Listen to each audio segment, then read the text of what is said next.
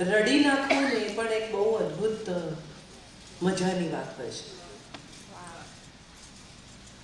કેમ આપણે નબળા ન હોઈએ, કેમ આપણે ન રડીએ, કેમ એવું પકડી રાખવાનું કે ના ના હું તો બહુ મજબૂત છું, હું તો નહીં રડું, હું તો બહુ નીડર છું, મને કોઈની બીક જ નથી લાગતી. નો, I don't think that's a right attitude to life.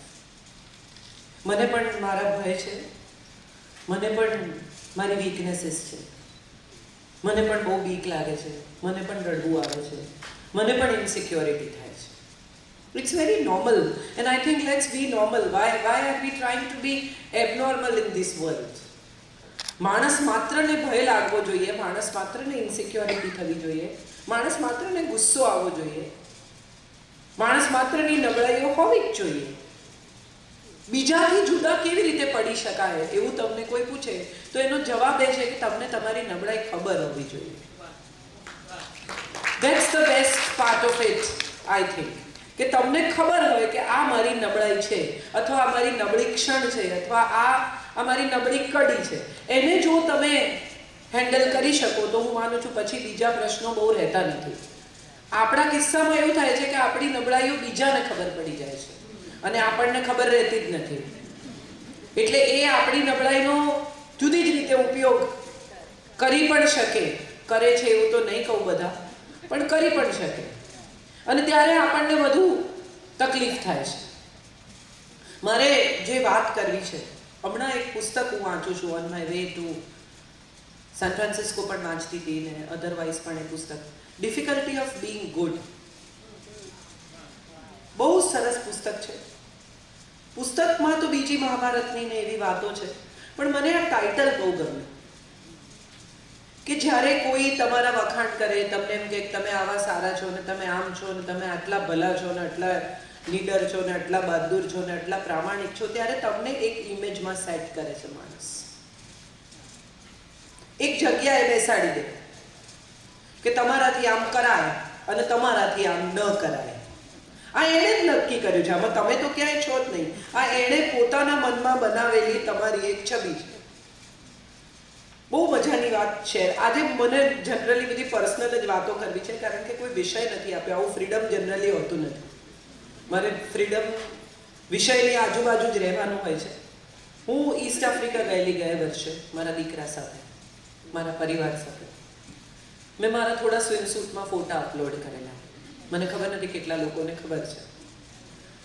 Gujarati ભાષાના ધુરંધરો બધા મારા પર તૂટી પડ્યા કે ગુજરાતી ભાષાના લેખકો આવા ફોટા અપલોડ કરે છે ને આમ છે ને તેમ છે ને આવું કરાય નહીં ને ભાષાની અસ્મિતાનું શું. એટલે મને તો હજી એ નથી સમજાતું કે હું શું પહેરું, એની સાથે હું શું લખું, એને કેવી રીતે સંબંધ હોય. એટલે મોદી સાહેબ જીન્સ પહેરે તો એ પ્રાઇમ મિનિસ્ટર ના રહે? તમે તરત એક જુદું નક્કી કરેલો કે આવું no, this is not prime minister now. એ ટ્રેકસૂટમાં યોગા કરતા ફોટા અપલોડ કરે તો તરત જ તમને એમ થાય કે આવો તે કાંઈ હોય પ્રાઇમ મિનિસ્ટર, દેશની અસ્મિતાનું શું. પણ ખેર, તો આ ફોટા મેં અપલોડ કર્યા. ગુજરાતી ભાષાના જે રખેવાળો છે એ બધાએ મને બહુ મારી મેથી મારી. પછી બહુ ચાલ્યું. આઈ થિંક 800-900 કોમેન્ટ્સ બધી આમ અવસ્થા મારી સામે ન જુએ એવા લોકો પણ લખી ગયા. એટલે મજા પડી. આમ તો આપણને તો અટેન્શન સીકર છીએ જ આપણે, એટલે આવા 900 લોકો આપણને નોંધે છે એ પણ મહત્વનું છે. સો ચાલ્યું. પછી મને થયું કે હવે આનો જવાબ નાનકડો લખવો જોઈએ. હું પર્સનલ જવાબ મારા ફેસબુક પેજ પર કોઈને આપતી નથી. એ દલીલ કરવાની જગ્યા નથી, એ મારા વિશેના ન્યૂઝ રિલીઝ કરવાની એક નાનકડી મારી ફ્રન્ટ ઓફિસ છે કે જેમાં હું દલીલબાજીમાં ઉતરતી નથી. એટલે મેં એક જનરલ પોસ્ટ લખી જેમાં મેં લખ્યું કે બહુ મજા પડી મારી સાથેના આ જે કોઈ તમારા અભિપ્રાયો જાણીને. હવે જેણે જે કંઈ લખ્યું છે એને મારે 3 વાત કહેવાની છે.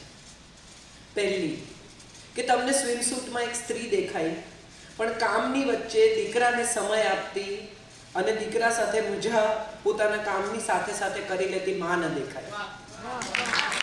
આ તમારો પહેલો પ્રશ્ન. તમારો બીજો પ્રશ્ન એ કે તમને એવું ન સમજાયું કે 50 વર્ષે સ્વિમસૂટ પહેરી શકે એવું શરીર ગુજરાતી સ્ત્રીએ રાખવું જોઈએ. એટલે આ બીજી મહત્વની વાત કે સાહેબ આટલા બધા કામની વચ્ચે હું મારું શરીર જાળવું છું, સાચવું છું, ધ્યાન રાખું છું. સો that's one more thing that I want to bring to your desk.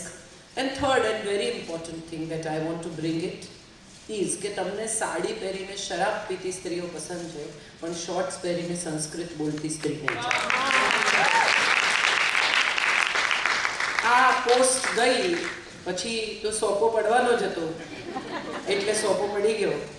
પણ મજાની વાત એ છે, મારે જે કહેવું છે તે એ કહેવું છે કે આપણે સામેના માણસને એક ઇમેજમાં ફિક્સ કરીએ છીએ. એ આપણે બનાવેલી ઇમેજ છે, એણે એની કન્સેન્ટ નથી આપી એ ઇમેજમાં. કેટલા બધા લોકો સાથે જ્યારે આપણે આર્ગ્યુમેન્ટ થાય, દલીલ થાય, ઝઘડો થાય, ત્યારે આપણે કહીએ કે મેં તમને આવા નહોતા ધાર્યા. પણ તમે શું ધાર્યું એના પર એનું કેવી રીતે કંટ્રોલ? તમે જે ધાર્યું ને તમે ધાર્યું એ તો તમારો પ્રોબ્લેમ છે. એણે તમને એમ કીધું હોય કે તમે મારા વિશે આમ ધારજો, તો એ બંધાય છે, બાકી તો એ બંધાતા નથી. એને તમે શું ધારો છો એની સાથે શું નિસ્બત? So this is what probably our problem is. And the very interesting part of the story is કે આપણે જે ધાર્યું હતું એ આપણને ન મળ્યું, એ વિશે આપણને ખૂબ પીડા છે, ખૂબ અફસોસ છે. એ વિશે આપણે જીવનભર ફરિયાદ કરી શકીએ એટલા બધા કડવા થઈ જઈએ છીએ. સવાલ એ છે કે ધારતા પહેલા શું કોઈને પૂછી શકાય કે હું તમારા વિશે આમ ધારું છું તો ધારું કે ન ધારું? આવું થઈ શકે? Can we talk to people about the image that we built in our minds? We don't. કોઈ પણ વ્યક્તિને આપણે મળીએ, સૌથી પહેલો સંબંધ દોસ્તીથી શરૂ કરીએ તો બે લોકો પડોશમાં રહેવા આવે ને, એકદમ અહીંયા તો એટલું બધું કદાચ નહીં થતું હોય, પણ ભારતમાં તો એને ત્યાં અત્યારે તમે ગેસ ચાલુ નહીં કરતા, કોફી આપે ને, ખાવાનું આપે ને, દોડમ દોડ કરે ને, કશું બનાવ્યું હોય તો તરત ત્યાં ગરમ ગરમ આપવા જાય ને, પેલા લોકો તમારે ત્યાં વાસણ ખાલી ન આપે ને, એટલી બધી મિત્રતા 15 દિવસમાં. તો તમારે તપેલા અહીંયા લઈ આવો ને આપણે અહીંયા જ જમીએ ને, 15 દિવસમાં તો તમને એમ થાય કે ઓહો આ તો કંઈક સદીઓથી મિત્રો હશે, ગયા જન્મમાં પણ એકબીજાને ઓળખતા હોવા જોઈએ, એટલો બધો પ્રેમ થઈ જાય.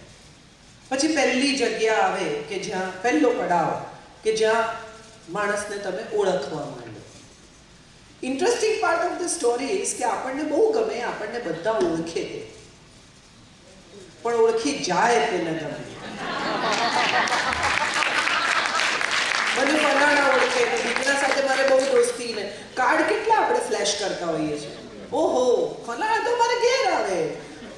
ઘણા લોકોને મેં એવા કહેતા સાંભળ્યા છે કે બાળા સાહેબ તમે ચા કેવા મોકલતા, હવે મોકલતો આચો. કોઈ મિનિસ્ટર હોય કે અશોક ભટ્ટ અમારી સાથે બેસી રહેતા ખાડિયાના નાકે, હવે બેસાડ 15 મિનિટ તો વાંચો.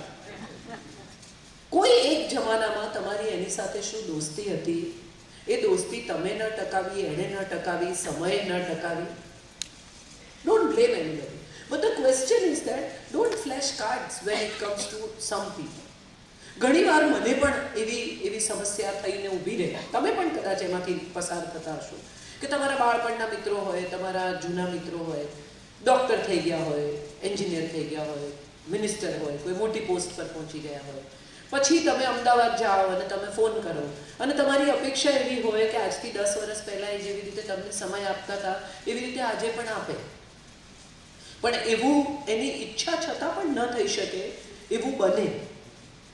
એની ઘણી ઈચ્છા હોય કે તમારી સાથે સમય પસાર કરે ને એ આમ તેમ કરીને પોતાને સ્કેડ્યુલ્સ પણ ચેન્જ કરવાનો પ્રયત્ન કરે, પણ કેટલીક વખત કેટલીક વસ્તુઓ આપણા હાથમાંથી બહાર નીકળી જતી હોય છે અને આપણે એને ન મળી શકીએ અથવા ન એ રીતે ગોઠવી શકીએ તો પહેલી ફરિયાદ એવી હોય કે તમે તો મોટા માણસ થઈ ગયા. હવે આમાં મોટા ને નાના સાઇઝમાં તો કોઈ થતા નથી. છેલ્લી હાઈટ તમારી જે 5 ફૂટ 7 ઇંચ કે 5 ફૂટ 5 ઇંચ હતી એનાથી વધતી નથી. તમે મિનિસ્ટર થઈ જાઓ એટલે તમે 5 ફૂટ 7 ઇંચમાંથી 6 ફૂટના થતા નથી. Question comes in that our expectations fail, and that's where we start blaming people. હમણાં એક બહુ સરસ સદગુરુની વાત મેં વાંચી કે આઈ એમ રિસ્પોન્સિબલ ફોર વોટ આઈ સે, not for what you understand. હું જે કહું તે વિશે હું જવાબદાર છું, તમે શું સમજો એ વિશે હું કેવી રીતે જવાબદારી લઉં? એ તો તમારી સમજણ પર આધારિત છે. મારે એક બહુ સરસ મહાભારતની વાત અહીંયા ટાંકવી છે. કૃષ્ણ જ્યારે ગોકુળ છોડીને જવાનું નક્કી કરે છે, મહારાસ જે ભાગવતની કથા તમે સાંભળતા હશો ત્યારે તમે બધાએ મહારાસ વિશે સાંભળ્યું છે. જવાનું જ્યારે નક્કી કરે છે ત્યારે રાધા સાથેનો બહુ સુંદર સંવાદ છે. અને ત્યારે એક કનૈયાલાલ મુનશીએ પણ લખ્યો છે કૃષ્ણ અવતારમાં, અને મેં પણ એને મારી રીતે મૂક્યો છે. પણ સવાલ એ આવીને ઊભો રહે છે કે રાધા એવું કહી શકી હોત કે તે મને છેતરી. એને બદલે એ સંવાદમાં રાધા એવું કહે છે કે તું બહુ મોટા કામ માટે જઈ રહ્યો છે અને હું આ ભૂમિ સાથે બંધાયેલી છું, અહીં જ ઉગેલી છું, અહીં જ મારે જીવવાનું છે, એટલે તારી સાથે નહીં આવી શકે. પણ તારી ભીતરનો એક પીસ, તારી ભીતરનું કશુંક મૂકી જા મારા માટે, અને મારી ભીતરથી કશું લઈ જા તારા માટે. આ બહુ સુંદર સંવાદ છે. અને પછી એનો રેફરન્સ છેક પાછળ મહાભારતના કુરુક્ષેત્રના યુદ્ધના 14મા દિવસે જ્યારે કૃષ્ણ બહુ જ વ્યથિત છે, વિચલિત છે, ત્યારે આવે છે. અને ત્યારે એને પૂછે છે અર્જુન કે શું એવું થયું છે કે તમે આટલા વ્યથિત છો? અને ત્યારે કૃષ્ણ જયદ્રથના વધ પછી કહે છે કે મને ખબર નથી હું સાચું કરી રહ્યો છું, ખોટું કરી રહ્યો છું. દરેક માણસ ઇન્ટ્રોસ્પેક્શનમાંથી પસાર થતો જ હોય છે. તમે જીતી રહ્યા હો તો પણ તમે પસાર થતા હો છો, તમે હારી રહ્યા હો તો પણ તમે ઇન્ટ્રોસ્પેક્શનમાંથી પસાર થતા હો છો. તમને બધું સારું વિન વિન સિચ્યુએશન હોય તો પણ એકવાર એવો સવાલ આવીને ઊભો રહે કે આ બધું બરાબર છે ને યાર, હું જે કરી રહી છું કે કરી રહ્યો છું એ બધું કરેક્ટ છે ને? તો એ અર્જુન એને પૂછે છે, એ જવાબ આપે છે કે હું રાધાનું સ્ત્રૈણ તત્વ મારી સાથે લઈ આવ્યો છું. Something very feminine in me is Radha, and this feminine, this સ્ત્રૈણ તત્વ, this so much a part of femininity of her is telling me કે આ યુદ્ધ, આ લોહી, સમજો પહેલા દિવસે આ જ વાત એણે અર્જુનને કહી છે કે તું તો મરેલાને મારે છે, વ્યથા નહીં કરે. ત્યાજ્ય હૃદય દૌર્બલ્ય ઉત્તિષ્ઠ પરંતપ જાગ્રત વરાન પ્રાપ્ય નિબોધિત. જે મળી ગયું છે તેને જ મેળવવાનું છે, એમાં કંઈ બીજું તારે કરવાનું નથી. એ જ માણસ 14મા દિવસે પોતાની જાતને પૂછે છે કે મારી અંદર જે આ ફેમિનાઇન તત્વ છે મને કહે છે કે હું આ શું કરી રહ્યો છું, આ કેટલા લોકોનું મૃત્યુ મને ક્યાં લઈ જશે? અને ત્યારે અર્જુન પૂછે છે કે આજે તમે લઈ આવ્યા તો બરાબર, પણ મૂકી શું આવ્યા? અને ત્યારે કૃષ્ણ જવાબ આપે છે કે હું મારું સંગીત મૂકી આવ્યો છું, મારું મ્યુઝિક. અને જે માણસના જીવનમાંથી મ્યુઝિક જતું રહે એના જીવનમાંથી સિમ્ફની જતી રહે છે. હવે મારી અંદર એ રિધમ નથી, એ બેલેન્સ નથી, એ સિમ્ફની નથી.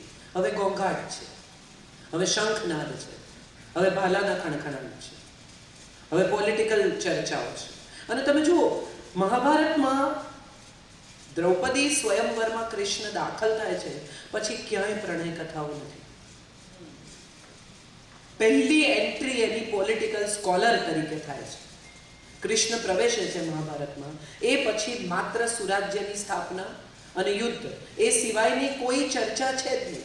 ક્યાંય પ્રણય કથાઓ, એની રુજુતા, એનો પ્રેમ, એનું માર્દવ, એનું માધુર્ય ક્યાંય વચ્ચે આવતું નથી. એ પછી એ એક કિંગ છે, કિંગ મેકર છે, પોલિટિકલ સ્કોલર છે, જીનિયસ છે, પણ ક્યાંય એની ભીતર રહેલું એ માર્દવ ઉઘડતું નથી. એટલે આ સમજવાની વાત એ છે કે ઘણીવાર માર્દવ ઉઘડે નહીં એટલે હોય નહીં એમ માનનારા લોકો બહુ મોટી ભૂલ કરે છે. આપણે ઘણીવાર ઘણા લોકોને આપણી રીતે જજ કરીએ છીએ, એને નહીં સમજાય.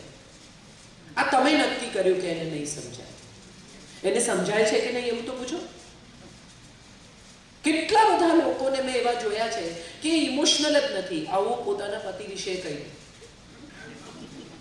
ના, this is a very important part of I think our life, કે આપણે કોઈ એક માણસ વિશે કેટલી સ્વાભાવિકતાથી કહી દઈએ. કે એ ઇમોશનલ જ નથી, એમને આવું સમજાશે જ નહીં. ખરેખર સમજાતું હોય અને અભિવ્યક્ત ન થતા હોય એવું ના બને.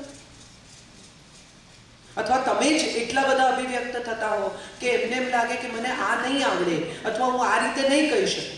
તમારી ભાષા અદ્ભુત હોય, તમે સુંદર કાર્ડ આપતા હો, તમે એટલા સરસ પત્રો લખતા હો કે તમને એને જવાબ આપતા પહેલા એકવાર એમ થાય કે યાર આવું તો મારાથી નહીં લખાય. એ મનોમન તમારી અભિવ્યક્તિ સાથે પોતાની અભિવ્યક્તિને કમ્પેર કરીને ઝંખવાઈ જાય કે યાર જવા દો યાર, આને જે આવડે છે એવું મને નથી આવડતું ને હું એને કહીશ તો એને ઓછું જ પડશે. ખરેખર જો કોઈની પાસેથી અભિવ્યક્તિની અપેક્ષા હોય તો એ જે અભિવ્યક્ત થઈ રહ્યા છે એને ઇન્સેન્ટિવ આપવો જોઈએ કે વેરી નાઇસ, બહુ સરસ કાર્ડ છે. આપણું પહેલું રિએક્શન શું હોય? તૈયાર લાગે, હું તો બનાવું છું કાર્ડ. પણ એ તમે છો, આ એ છે. Why do we compare our expressions or style of expressions or expectations with other people? We miss out on this. આ એનું એક્સપ્રેશન છે, એને આ જ આવડે છે. મારો એક કઝિન છે રાજુ કરીને, એની પત્નીના બહુ ઇન્ટરેસ્ટિંગ કિસ્સો છે. એની પત્નીને એણે 25મી એનિવર્સરી કહ્યું કે ચાલ ગાડીમાં બેસ, એટલે એને ગાડીમાં બેસાડીને લઈ ગયો ત્રિભુવન ભીમજીમાં, મુંબઈ રહે છે, અને અંદર જઈને કહ્યું કે ચાલ તને જે જોઈએ પસંદ કર. એટલે પેલી કહું કે મને અત્યારે કંઈ લેવું નથી, હું લેવાના મિજાજમાં નથી, અત્યારે મારી ફ્રેમ ઓફ માઇન્ડ નથી. એટલે એણે કંઈક બહુ જ સખત મોંઘું કંઈ 17-18 લાખ રૂપિયાની વસ્તુ કરી, is very well to do, અને કહ્યું કે આ એટલે હવે પેલું મોટું ને અમુક જાતનું એના પસંદગીનું નહીં હોય. એટલે પેલીએ કહ્યું કે ના હું મને નથી જોઈતું, હું મારી રીતે પસંદ કરીશ. તો કે કહું છું તો કરતી નથી. એટલે પેલીએ કહ્યું કે પણ પછી શું, આજે એનિવર્સરી છે, મારે આજે જ લેવું છે. એટલે પેલીએ કે માથાકૂટ કરી હશે એની સાથે આમ તેમ. એટલે એણે ત્રિભુવન ભીમજીની દુકાનમાં એને થપ્પડ મારી દીધું. હવે સે વી ફેલ કે મારી, તમારું પણ રિએક્શન એ જ હતું, બરાબર? થપ્પડ મારી દીધું, એવું કેવું થપ્પડ મારી દીધું? હવે તમે એની જગ્યાએ જાઓ અને પરિસ્થિતિને મૂલવવાનો પ્રયત્ન કરો. એ પૈસા સાથે, તૈયારી સાથે, માનસિક સાથે પેલી કમ્પ્લીટ ગિવિંગના મિજાજમાં આવ્યો છે કે ન કેમ લે. આ એનું એક્સપ્રેશન છે. એ વખતે એણે એમ કહ્યું હોત કે આ બાજુમાં કાઢો 2-3 વસ્તુઓ, હું કાલબા લાવીને ફાઇનલ કરીશ. પછી ન પણ ગઈ તો પેલો ફીસ જે ઉભરાયેલો હતો એ બેસી ગયો. 2 વાર પૂછ્યું કે તું જઈ આવી, પસંદ કરી આવી. પણ આપણે છે ને એ રિએક્શનના માણસો થઈ ગયા છીએ, એક્શનના માણસ નથી રહ્યા. કોઈના ઉપર આપણો આધાર છે, સુખનો, દુઃખનો, અભિવ્યક્તિનો, પ્રેમનો, આપણી સારાઈનો. ઘણા બધા લોકોને આ ડિફિકલ્ટી ઓફ બીઇંગ ગુડમાં જે મેં વાંચ્યું એ મને બહુ ગમ્યું કે આપણી સજ્જનતા પણ બીજા પર આધારિત છે. અવર ગુડનેસ ડિપેન્ડ્સ ઓન અધર્સ. કે સારા લોકો આપણી સાથે સારી રીતે વર્તે તો આપણે બહુ સારા, પણ જો કોઈ આપણી સાથે ખરાબ વર્તે તો તરત જ મજા નહીં આવે હો. અરે એનો અર્થ એમ થયો કે તમારી સજ્જનતા, તમારી સારાઈ, તમારી ગુડનેસ, તમારું ગુડ બિહેવિયર એ બીજા લોકો કંટ્રોલ કરે છે, તમે નથી કરતા. તમે ત્યાં સુધી જ સારા રહી શકો છો જ્યાં સુધી નોર્મલ સર્કમસ્ટન્સીસ તમને ઉપલબ્ધ છે. જેવા સર્કમસ્ટન્સીસ તમારા બદલાયા કે તમારી હાથમાંથી કંઈ પણ નીકળી ગયું, એ ક્ષણે તમે બદલાઈ ગયા. તમે જે હતા એ તમે રહ્યા જ નહીં. That means you are not controlling yourself. The factors outside control or control. Thank you. Or control your behavior. તો વિચારો કે તમે જ્યારે તમારી જાતને ઇન્ડિપેન્ડન્ટ, સ્વતંત્ર, private, I take my decisions આવું કહેતા હો છો, ત્યારે તમે કેટલા સાચા હો છો? તમે એમ કહો કે હું તો મારી જાતે જ બધું નક્કી કરું છું. આપણે જોઈએ કે જાતે કેટલું નક્કી થઈ શકે છે. એક બહુ સરસ ફિલ્મ હતી, હું નામ ભૂલી ગઈ છું, પણ એમાં ટીકુ તલસાણીયા એવું કહે છે કે મને ગુસ્સો નથી આવતો, અને માધુરી દીક્ષિત એની સામે બેસી અને 3 મિનિટના સિક્વન્સમાં એને રાડો મઢાવે છે. હું ફિલ્મનું નામ ભૂલી ગઈ છું, પણ ત્યારે મને આ ડિફિકલ્ટી ઓફ બીઇંગ ગુડ વાંચતી હતી ત્યારે મને સમજાયું કે આપણે બધા બીજા લોકોની સરખામણીએ સુખી કે દુઃખી છીએ. આપણું ઇન્ડિપેન્ડન્ટ સુખ કે દુઃખ નથી. મને બહુ મજા આવે છે એમાં તો કે હું મારી મજા મારી મેળે ના કરી શકું. ફેસબુક ઉપર કેટલા લોકોએ મને ગ્રેન્ડ કેનિયનમાં મજા કરતી જોઈ, એના ઉપર મારું સુખ આધારિત છે. કોઈએ ના જોયું. બેડ. અને જો થોડા લોકોએ જોયું હોય, થોડા લોકોએ કહ્યું મેમ બ્યુટીફુલ પિક્ચર્સ, પછી જરા મને ખાવાનું ગળે ઉતરે કે ચાલો વેરી નાઇસ, પહોંચ્યું, હવે વાંધો નહીં આવે. હું જાગૃતિને પૂછું કે કેટલા લોકો આવવાના છે, એટલે મને કહે કે નથી હો કાજલ, ટિકિટ વેચાય. ઊંઘ ઉડી જાય સાહેબ. પણ 5 જણા જે આવ્યા છે એ સાચા હૃદયથી ચાહે છે. બધું છોડીને એમની 5 પ્રાયોરિટી, એવા સલમાન ખાનનો શો છે એ છોડીને એ મારા કાર્યક્રમમાં 5 જ જણા આવ્યા છે. પણ એ 5 જણા સાચા અર્થમાં સલમાનની પ્રાયોરિટીમાં મને છોડીને આવ્યા છે. તો એનો આનંદ છે કે નથી? આ સવાલ બહુ ઇમ્પોર્ટન્ટ છે. અને આ સવાલ આપણે સંભાવ આપી દઈએ. નવું નથી.